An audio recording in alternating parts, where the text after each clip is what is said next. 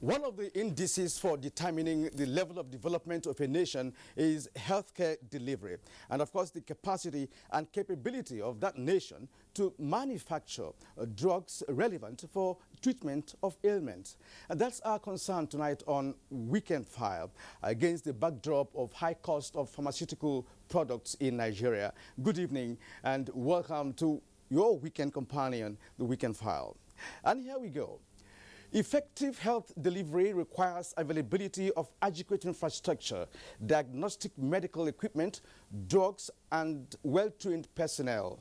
Of all that, the most critical to the patient are the drugs, especially life-saving drugs. Most of these drugs, such as antibiotics, antihypertensive, and anti-diabetic drugs, including anesthetic and anti-cancer drugs, have doubled in prices. Recent reports show that deadly ailments like hypertension and diabetes, which afflict millions of Nigerians and requiring daily intake of drugs that are not manufactured in Nigeria, have gone out of reach of those sick Nigerians, especially the old persons that battle chronic diseases. The impact of this is that majority of those who battle these ailments invariably now rely on self-help and other local remedies. To arrest this situation, health watchers recommend giving special waivers on imported pharmaceuticals, products and raw materials, as well as giving preferences to local manufacturers. Others believe that unless this development is urgently addressed, the promise of essential drugs and other health services at affordable prices through effective and sustainable distribution system would remain a mirage. I will guide you as we put all of these into perspective on tonight's edition of Weekend File. My name is Kirian Umayo. It's indeed great to have you join us again on the program. Welcome once again, and here are the news.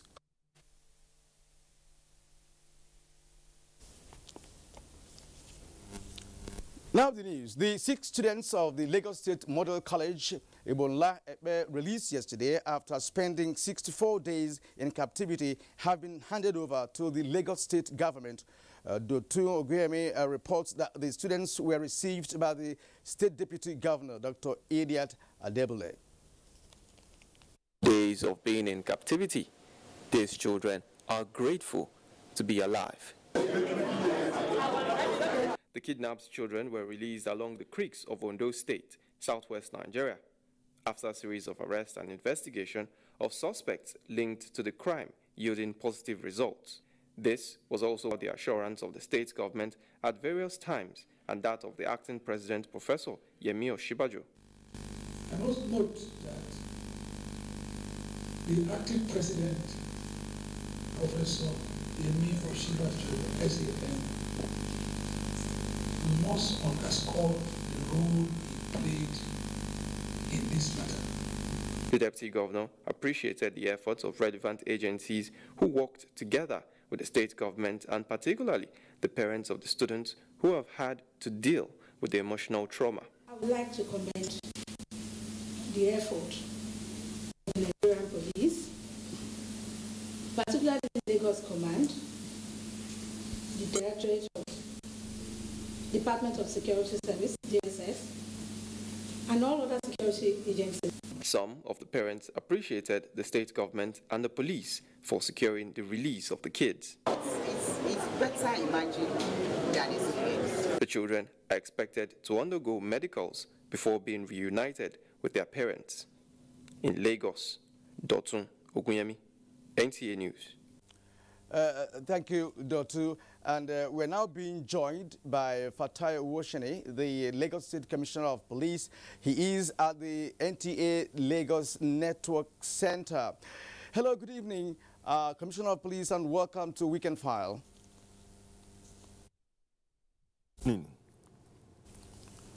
All right, I just hope you can hear me clearly. Well, let me take you on the first question. It's been 65 days since these students have been in captivity.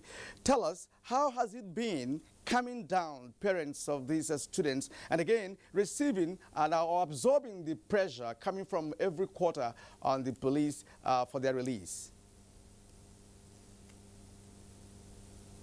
It's been agonizing indeed, but with all the pressure and the trauma, as security agent and all other security agencies, is to be as calm as possible, because under extreme pressure, when you have a burden like this to carry, you don't have to let that shows on you, so that the people you are handling will also not give up the hope. So we kept hope alive for the parents all throughout, where it becomes necessary to share information with them. We did that on the basis of need-to-know basis. And that was how we were able to go through it the whole 64 days. And with gratitude to them, they were understanding. And of course, with the roles played by especially political leaders and all the other security agencies, we were able to get those children out alive and healthy. And that was it. All right, thank you indeed. It's been one kidnap too many, especially in that part of the country, in the southwest part of the country. What are the measures being put in place to forestall future occurrence? I first will disagree with you as to one kidnap too many. You will recall that when we had a spate of kidnappings around last year, a lot of efforts were put in place, and it is on record that since we smashed that syndicate within the Ikorodu-Ishawo and Festac area, that we've not recorded any of such incident for the past 4-5 months, until when this last one happened. And that is to say that there is no society that is free of crime. For every situation like this that we have, we get back to the drawing board to say, okay, what can we do to prevent such things, putting proactive measures in place. And when sometimes preventive action failed, to make sure that response is swift. And that was exactly what happened with this incident. Immediately the incident happened, and we got to know the police and other security agencies swung into action. That was why we were able to contain them and, of course, manage them until when intelligence gave us the indication that we may require political muscle. And that is the essence of community partnership, using the state actors and non-state actors in achieving results. And that was exactly what happened. Yeah, good job indeed, Fatai Owoshene. Thank you very much for talking to us on this issue. You know, when children are kidnapped, it's always traumatic. And, you know, Nigerians are happy with the police for making sure that these children return to their parents. Thank you indeed. Fatai Owoshene is the Commissioner of Police, Lagos State. All right, in other news now, the Cross River State government has tasked security operatives in the state on effective security arrangements to enhance the commencement of its signature projects. Governor AYADE stated this when he received the new flag officer commanding Eastern Naval Command, Rear Admiral Victor Aderibe, and the Commander 13th Brigade Nigerian Army, Brigadier General Ismaila Isa, in his office. Odwak Etim has that report. Governor, who sought the support of the Nigerian Navy in the area of security ahead of the official commencement of the construction work on the deep sea port in August this year, said Navy will help to checkmate activities of miscreants on the waterways that could affect the expected workforce. On the proposed Navy War College in Calabar, Governor AYADE lauded President Buhari, Acting President Yemi Osinbajo, as well as Chief of Naval Staff Boyeti Bas for the approval to establish the college in Cross River State. The governor also enjoined the Nigerian Army to upscale internal security measures by introducing military checkpoints at strategic points of entry in order to protect life and property. We want zero incidents in Calabar. We are known as a state for hospitality. We will do all we can for you to have the necessary equipment to work. but to ensure also that the deep sea port and the superhighway, because when expatriates come to start cutting through the bush to work, they will need escorts. On our own part, we are committed to sustaining our corporate social responsibility to our host communities. We provide the enabling environment for economic activities to take place, and we shall continue to perform that function. In Calabar, Uduak Etam, NTA News. In furtherance of the federal government's commitment towards the revitalization of the railway system to boost trade facilitation in the country, 2 new electric locomotives have been delivered to the Nigerian Railway Corporation in Lagos. Doindia tells us more. Receiving the consignment on behalf of the Minister of Transportation, the Managing Director of the Nigerian Railway Corporation, Engineer Fidet Okiria, said the delivery of the goods is in response to the promise of the federal government for a more efficient and modern rail network system in the country.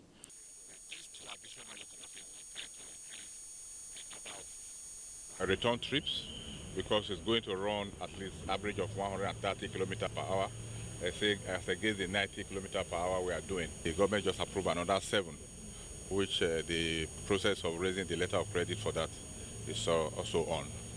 The delegation had earlier met with the Nigerian Customs Service, Apapa Area Command, to discuss ways of better collaboration that will further enhance the development agenda of the federal government through the movement of cargo and other special consignments from the seaports to other parts of the country. In Lagos, Doing Dia, NTA News.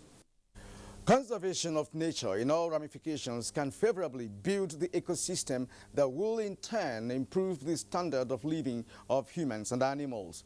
This formed part of decisions reached at the celebration to mark the World Conservation Day with the theme, Healthy Environment is the Foundation for a Stable and Productive Society. Ilyasu Ali Yakubu completes the story. Indiscriminate cutting of trees and burning of bushes, as well as illegal killings of wild animals, experts say, will continue to pose a great danger to the growth of the ecosystem. Research also indicates that due to pressure on the planet and its natural resources by human activities, there is a depletion of natural resources by 33%. Wildlife of Africa Conservation Initiative is championing the cause of awareness to conserve nature through engagement with secondary school students. There is a need to go down to the grassroots, people in the local areas. That's one way to achieve results. We want to tell people to take care of nature. Conservator General of Nigeria, Ibrahim Goni, is emphasizing the need for Nigerians to be conscious of conserving nature through frequent planting of trees to save the ecosystem. That the ministry is initiating to draw in the young ones so that at least by the time they grow up, they have respect for the environment, appreciate what the environment is. Nature is life. Most of the air you breathe is nature. The food you eat is nature. The medicine you eat is nature. The celebration witnessed planting of trees and inspection of the mini park by students. In Abuja, Ilyasu Ali Yakubu, NTA News. The federal government has commenced investigation into the circumstances that led to the illegal importation of 3 consignments containing 140 species of snakes and 660 other animals into the country from Cameroon. Minister of Agriculture and Rural Development, AYADE, says that the Nigerian Agricultural Quarantine Service has been directed to commence the investigation immediately.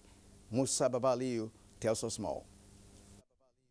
The Nigerian Customs Services on July 26 says it has intercepted 3 consignments containing 140 species of snakes and 660 other animals in Calabar, Cross River State. The other animals which were identified were hairy frogs and spiders were said to be worth 6.9 million naira. Adu Ogbe, who describes the incident as unfortunate, reiterates the need for officials of the Nigeria Agriculture Quarantine Services to be stationed at the Nigerian ports to be able to address such issues before they escalate.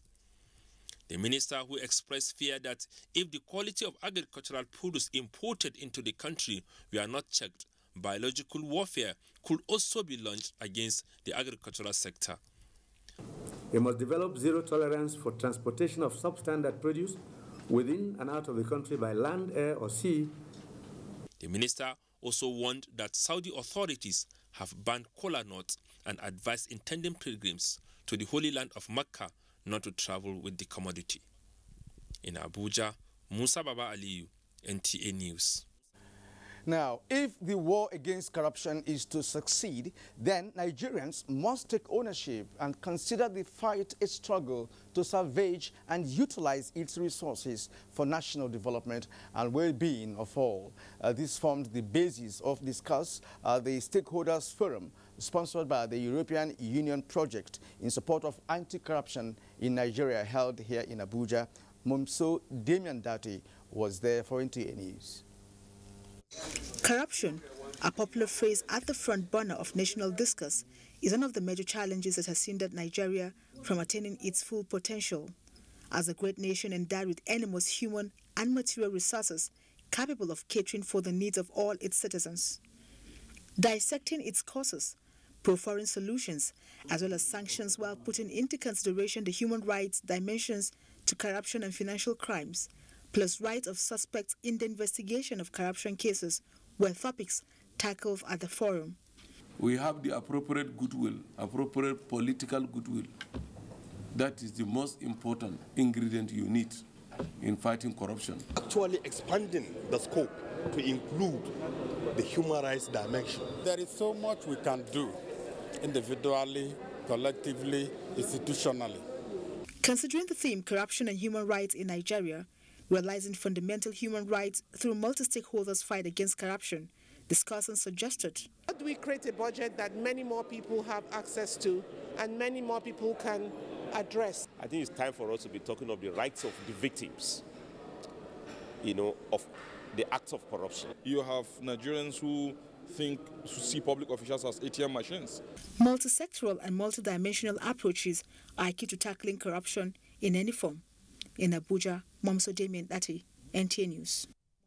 Human trafficking tarnishes a country's image, threatens national security, and weakens our economic fundamentals. This was the position of speakers at a public lecture organized by the National Agency for the Prohibition of Trafficking in Persons, NAPTIP, ahead of the World Day Against Trafficking in Persons. Gabriel Udu reports. Stop human trafficking. Stop human trafficking. Towards a human trafficking-free nation is the thrust of this year's National Anti-Trafficking Week. NAPTIP is calling for a much more strategic approach that addresses poverty and social exclusion by government at all levels. Wife of the President, represented by Grace Sharma, Coordinator Education and Empowerment, Future Assured, said Nigeria must get rid of this modern-day slavery called human trafficking. Through my Future Assured program, I have committed to the pursuit of women and youth empowerment, their education and health. The Attorney General and Minister of Justice and other speakers shared a common position towards combating human trafficking. We are determined to address this regrettable classification and ensure that NAPTIP is restored to its pride of place as a model anti-human trafficking institution in Africa and globally. Meanwhile, United Kingdom has promised £5 million to assist Nigeria fight human trafficking. In Abuja, Gabriel Udu, NTA News.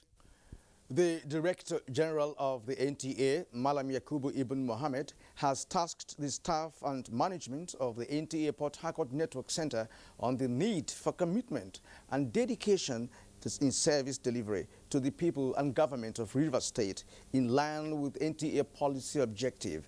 This was at a separate meeting with the staff of the station. Kinsley Amajiri reports.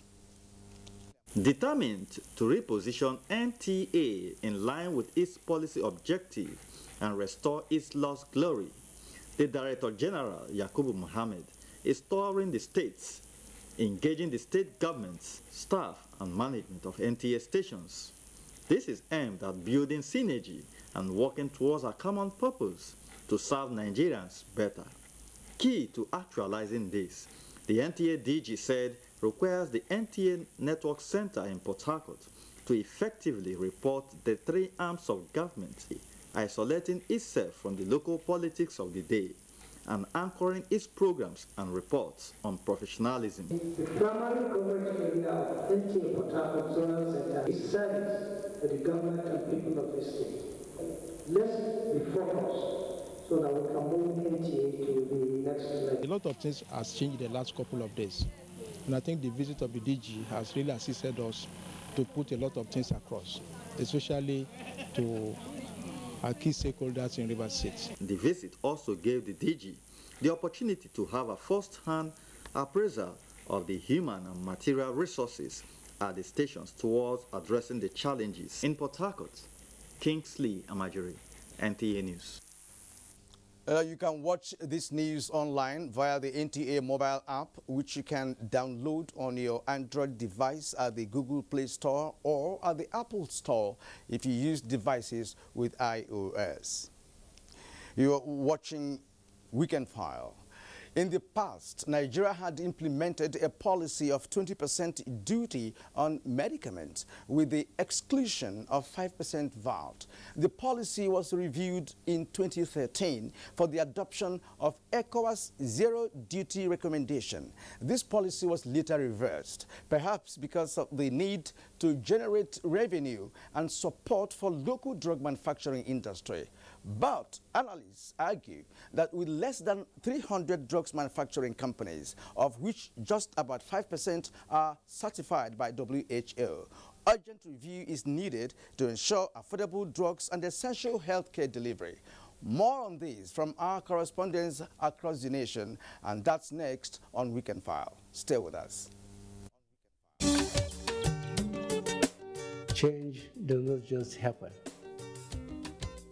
You and I and all of us must appreciate that we all have our part to play if we want to bring change about.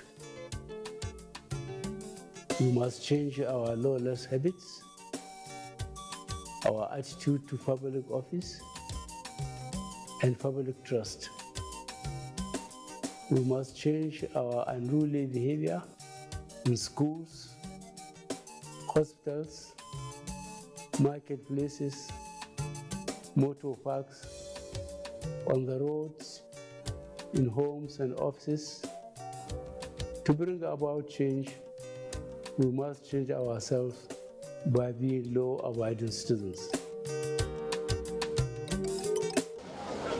Hey, now who they here? My name now Mr. Shortcut. I dey mind my money. Now cheap one, I dey buy. Standard, we sign. Now to buy cheap one. Hey, now one kind cable for my yard. A cheap building material where we take build my office. I think say I dey save money. Office building collapse and fire burn my house. You don't see what happened to Mr. Shortcut? Well, Standards Organization of Nigeria, SON, don't ready for action and say enough of pain, loss and wastage. And if you see product where no dey correct, call the SON office when near you or SON help desk. Standards Organization of Nigeria, improving life through standards. Imo people, the whole Naija go soon visit you now. Una don ready to host them? Yes, sir.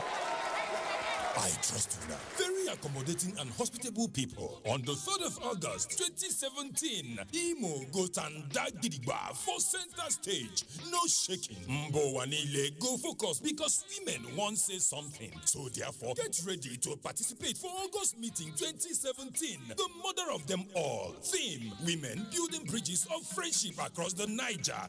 Enough strength there for unity. My people. Hero Square go agog full brekete with the entire Nigerian women, including our special guest guest of honor, Her Excellency Ajia Aisha Buhari, wife of the President, Federal Republic of Nigeria. Time 9 a.m. Her Excellency Norman Kechirocha Okorocha, PhD, Nashi make this call. His Excellency Owelerocha Okorocha, na the chief host. August meeting 2017. Make we come together, promote peaceful coexistence, strength plenty inside unity.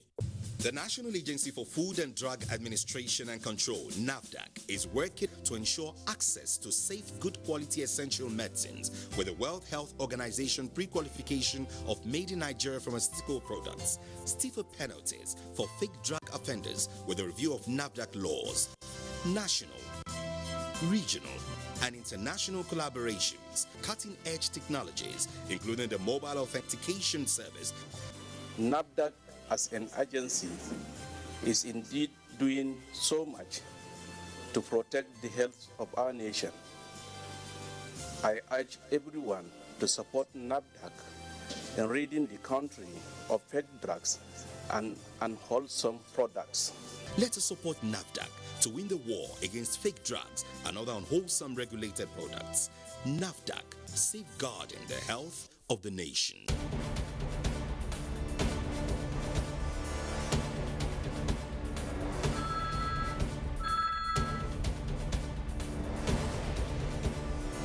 Okay, sir. You may now go in for your interview. Thank you. My shoe. And to think I just bought this very expensive foreign shoe 2 months ago. So sorry about your shoes. This is why I advise my friends to always patronize made in Nigeria products. See this shoe? It's made in Nigeria and I've had it for 2 years and it's still as good as the day I bought it. Made in Nigeria products are good quality, and stringent government regulations and certification now mean that goods made in Nigeria meet international standards. Make the patriotic choice today. Buy right. Buy Made in Nigeria. This is a public service announcement brought to you by NTA.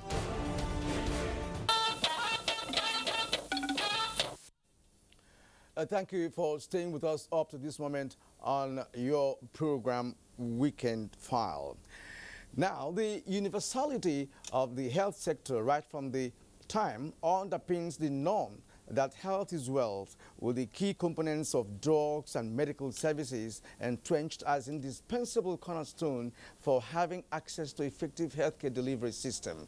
However, sector participants say when the cost of the value chain is beyond the reach of the majority, the essence of health for all cannot be achieved.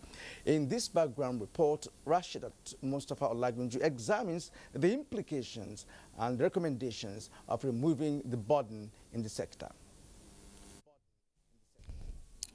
In 2006, the Federal Ministry of Health and its partners conducted a study to determine medicines prices in 6 states representing the political zones in Nigeria. Findings at the time showed rising price. While the study may not have been updated or replicated 11 years later, the impact of paying higher in the system for diagnosis, consulting and clinical services entrenches. Spending in the sector mainly include out-of-pocket expenses by majority and for some of the privileged through private health insurance and direct payment by organizations. According to experts in the sector, absolute guarantee of effective health care is entirely dependent on availability, affordability, and accessibility to drugs and medical services. While the government is following up with commitments in changing the fortunes of the sector for good, the high cost of services Nigerians say must be addressed to drive the dictum, which says a healthy nation is a wealthy nation. Particularly life-saving drugs. People who are hypertensive, they are not able to afford the drugs they usually buy before, and they now want to have alternative. In most cases, the alternatives are not suitable enough. Pharmaceutical Society and Association of Pharmaceutical Importers also agree, saying their demand to review the implementation of 20% duty on all medicaments by the federal government is part of the solution. There are deliberate efforts that government can put in place that will affect the prices of these drugs. And these efforts, actions could include legislative framework that will ensure that all drugs coming in or being exported are properly work, that are within the framework of the law. And then issues of price monitoring, issues of deliberate actions like on imported finished products, on imported active pharmaceutical ingredients. There are more recommendations, including the promotion of local raw material sourcing to reduce huge capital plight and development of alternative medicine. As the sector keeps developing and efforts of tackling challenges sustained, experts say a diligent implementation of the nation's policies on health may just be the way out. Observers say government should implement the recommendation of coming up with a national medicine pricing policy as a specific objective of addressing soaring price. Now, Kieran, having access to drug at affordable cost will not only ensure that quality healthcare services is effectively delivered to Nigerians, but will also avert deaths from preventable diseases. Rashidat Mustafa Olagunju, NTA News. Yeah, you are quite right, Rashidat, and we'll get to know what the situation is like in other parts of the country. And now from Lagos, although manufacturers in the pharmaceutical industry share government's vision on doing business, they want action towards addressing the dearth of infrastructure and access to foreign exchange to bring down production cost and pricing of medical services. Let's join Joy Ken Ababoya in Lagos. Local manufacturers and other stakeholders in the value chain of pharmaceutical production and distribution say they have over the years had to contend with the absence of some basic infrastructure like power supply.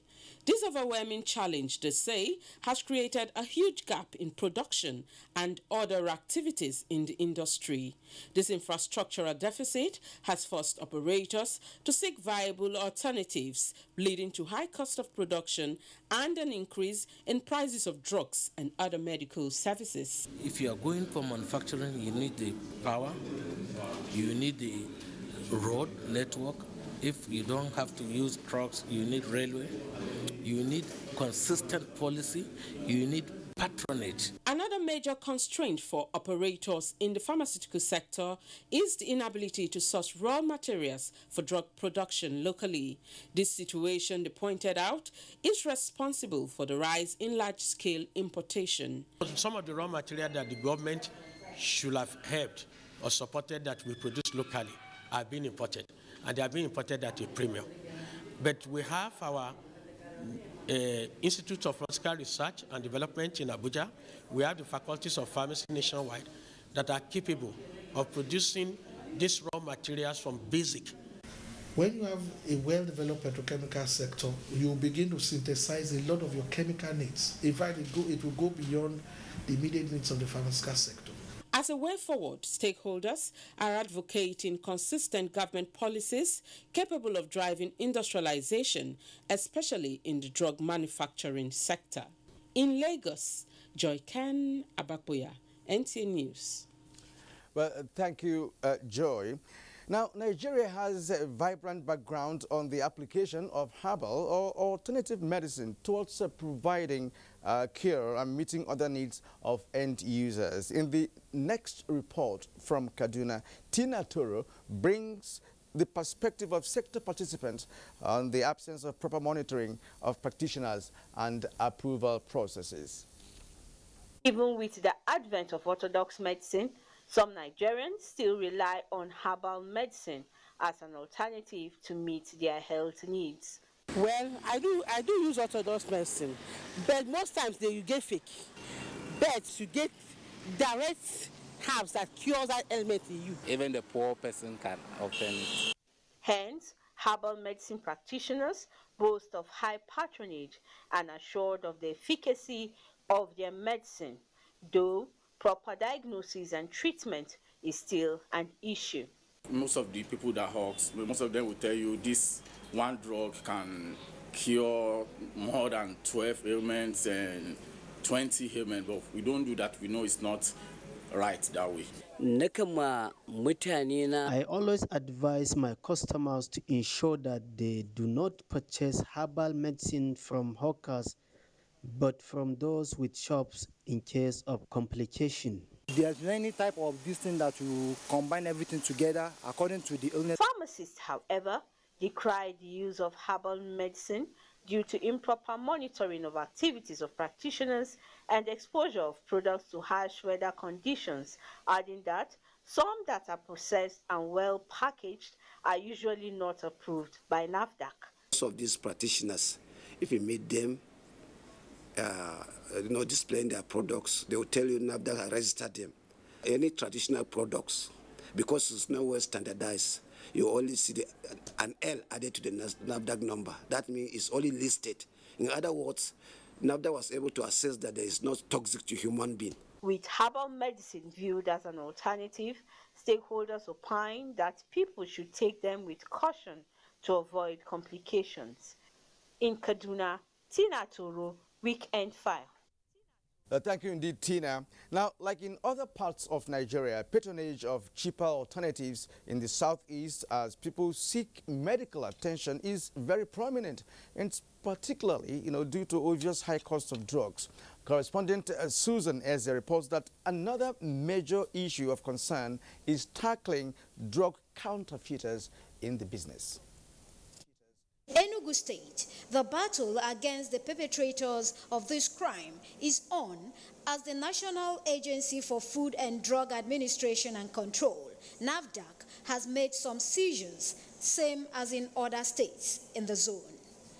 Just recently, we even noticed some people that were faking or they were relabeling expired oxygen masks, which is a more serious issue. Apart from the federal civil servants who are enrolled in the National Health Insurance Scheme, other residents of Onitsha, Anambra State, simply struggle to access Medicare. When it cannot be afforded by the masses, then problems come in. It leads to cheaper alternatives. Concerned citizens in Imo State have called for the amendment of certain legislations concerning counterfeiting to strengthen regulation. They advised consumers to be safety conscious when taking medications. Any drug that doesn't have a scratch code is not advised to take. Experts advocate stronger collaboration among drug manufacturers, government regulators, healthcare providers, and the consumers to form a formidable team against the enemies of the system. In Enugu, Susan Eze, NTA Weekend File. All right, thank you, Susan. Meanwhile, from Port Harcourt, there are concerns among the people on the multiple, challenges of high cost of drugs in the face of prevailing economic realities and the infiltration of fake and substandard drugs in the market. Let's now join Chidebere Onya for a situation report. Residents in Port Harcourt cried the hardship occasioned by the high foreign exchange rates on the pharmaceutical subsector of the economy. Last time I bought malaria drugs, initially it was sold for 500 naira, and after which now it's now 1,000, 1,002. There are some persons that can't even afford paracetamol. It's the National Health Insurance Scheme, NHIS, yet to cover a sizable number of beneficiaries. The phenomenon of out-of-pocket expenditure is still the order of the day, even as high cost of some essential drugs like anti-malaria and antibiotics have made some people go for cheaper and substandard versions. Medical practitioners fear that the increase in the operational facilities and pharmaceutical commodities may worsen the country's health indices without exemption of the already bad maternal and child mortality rates in the country. Of recent, we noticed that some drugs have increased in price by more than 100%. And some are even disappearing from the market.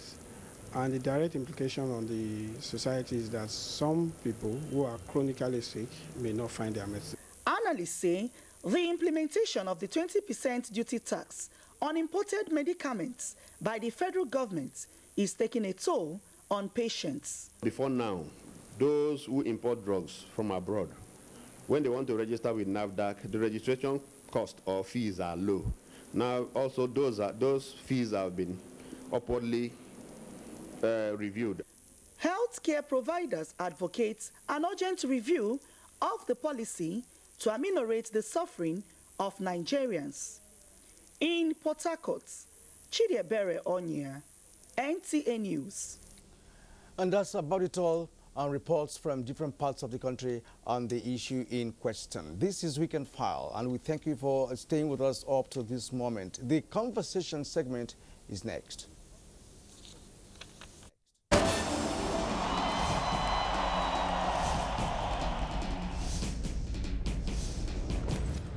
Issues in the sports sector remain one of the most debated among Nigerians due to the passion, followership, government involvement, impact on Nigeria's external image and our national life in the sports parliament. The NTA offers Nigerians deep views on issues with experts in the sports sector, offering in-depth analysis, hindsight, insight and foresight towards elevating Nigerian sports to the zenith on the floor of the sports parliament. So many things have been wrong in sports. We've been talking around it. We need performance expertise, and you can only get some of this where you have world-class facilities. How can sports deliver return of investment to attract the kind of money required to take it to the next level? We cannot interfere in the internal affairs of even the federations that belongs to us.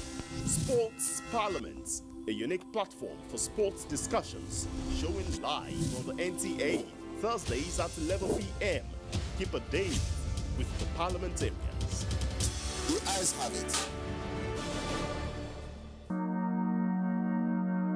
Nigerians.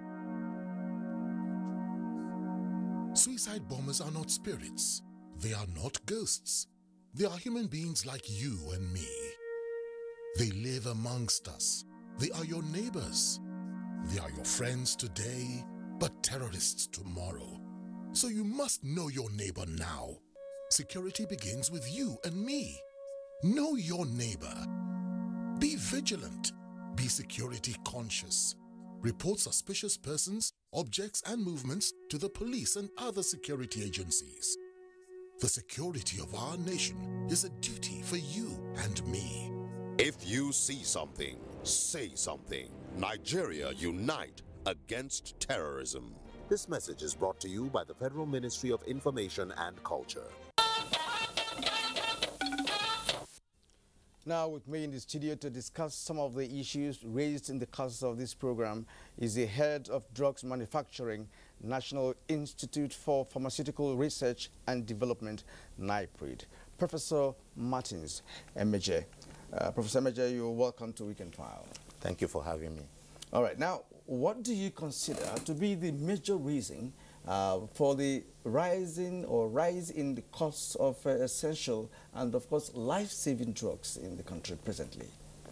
Yes, I think it is because we do not have a proper roadmap for research and development in the pharmaceutical sector. That is the underlying cause. All the narrative or explanations or discussion or debate on increase in tariff, importation, exportation, and all of that are all as a result of a lack of proper roadmap on what we want and how we want to develop our pharmaceutical sector, and research and development is basic in this area. So, in your opinion, it is much more important for us to lay a foundation for pharmaceutical production in Nigeria. How will that evolve? Give us an insight into what you mean by roadmap. Okay, thank you. Now, before I say that, let me just tell you this.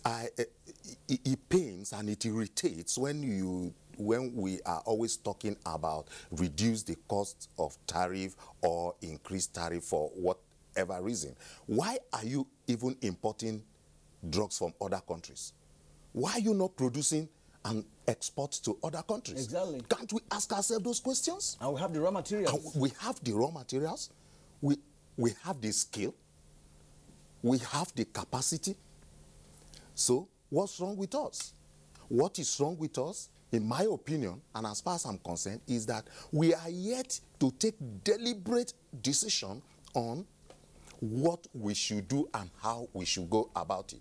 And we can pinpoint some of these things, for example. Now, look at, if you look at our national budget in the last 5 years and tell us what is the percentage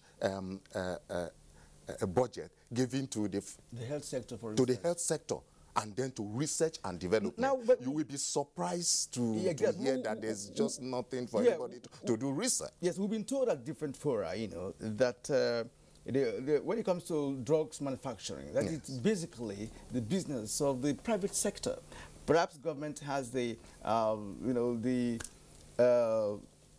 just to provide the enabling environment. That's not what government should do. That the private sector should be there. And today, well, most of the production companies that we have today in the industry are basically owned by the private sector. Yes. Now, I don't think it is right to say that it is about the private sector. No. And what is enabling environment? The private sector, that pharmaceutical industries won't bother themselves with basic research. It is the responsibility of academia, of the research institutions, universities, and research institutes to carry out research, basic research and translational research for us to develop proof of concept that is necessary for the industry to go into production. Now, that is what we are supposed to do. So from the basics, what government is supposed to do, we are not doing, because the funds, the necessary requisites that we need to provide for this to happen is not there. And now, if you look at the spectrum of drug development, from drug discovery to drug development, there are inputs that are supposed to be provided.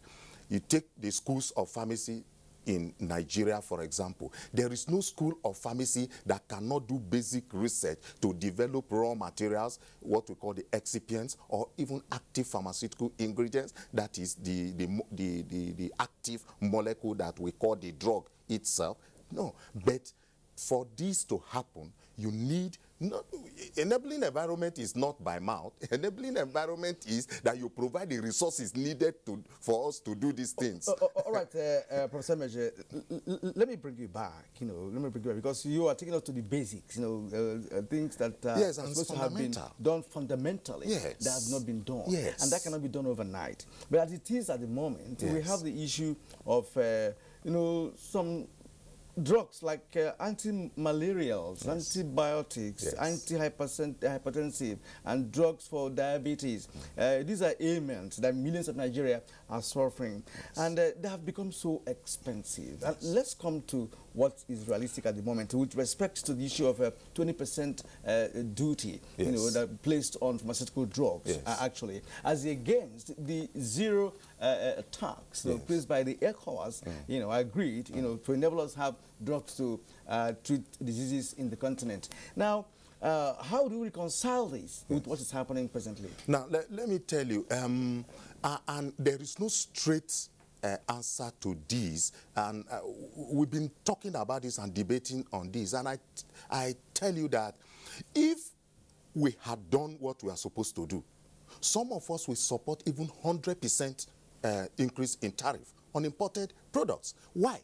Because if you increase the tariff on imported products, what you are indirectly doing is to empower local production, but local companies. But because right now, even at the local production, the capacity is not there. Exactly. I was about to say that. That is why. And you need to import some raw materials from outside the country. You see, that's where we are getting it wrong, because we are all sitting down talking about importation. That's the honest truth. We are all sitting down talking about importation.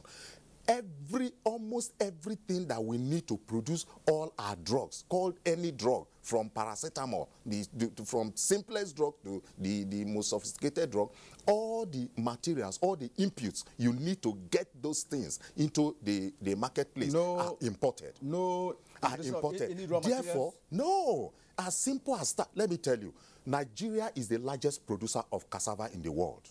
The other country that can compete with Nigeria is Brazil.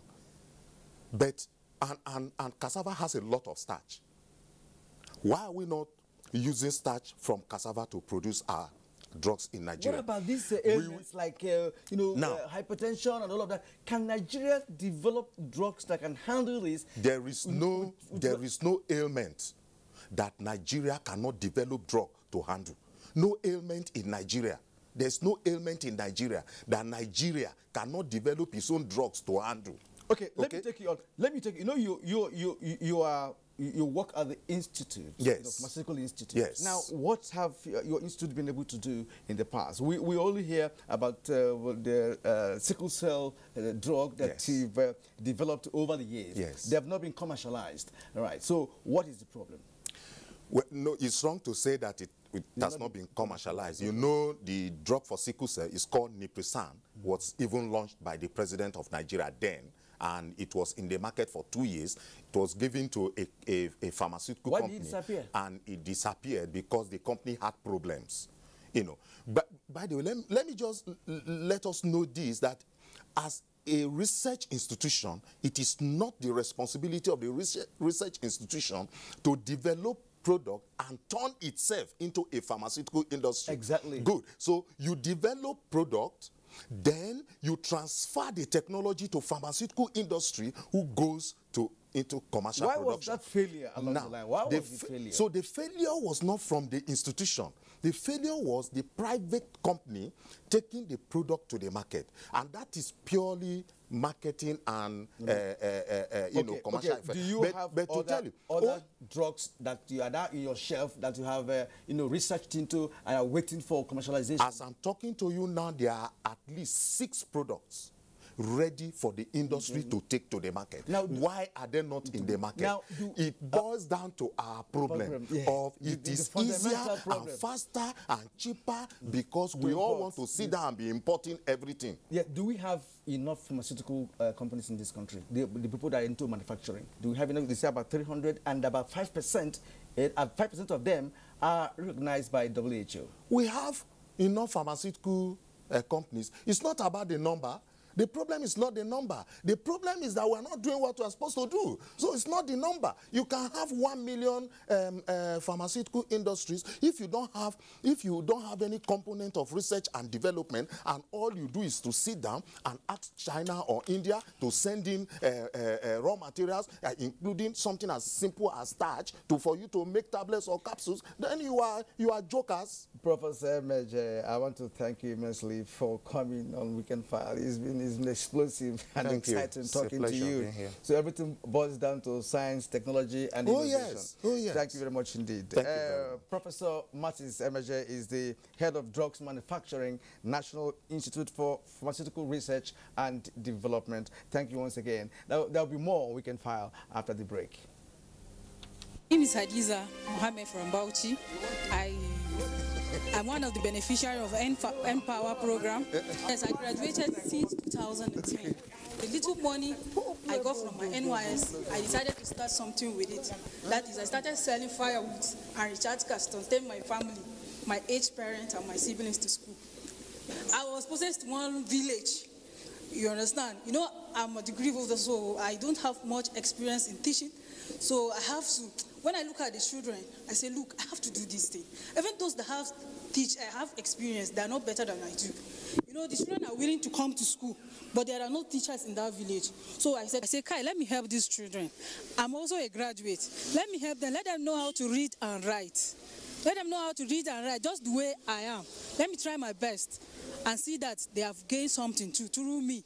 We pray that Almighty Allah should give the president sound health.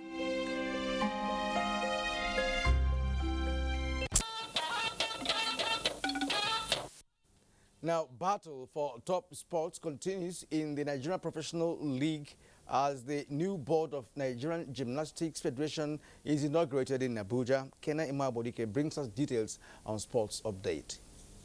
Reaching far north, we'll expect more weather activities over the north in the next 24 hours, as we'll anticipate thunderstorms over Sokoto, Yelwa, Kebbi, Nguru, Maiduguri, some parts of the central cities like Abuja, Minna, Lokoja, Makurdi, Lafia, and inland of the southeast, with localized rains affecting the coastal states.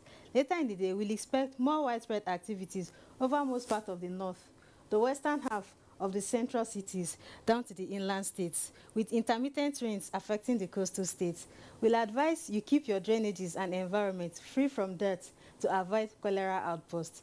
And for the maximum temperatures across some selected cities, do stand by.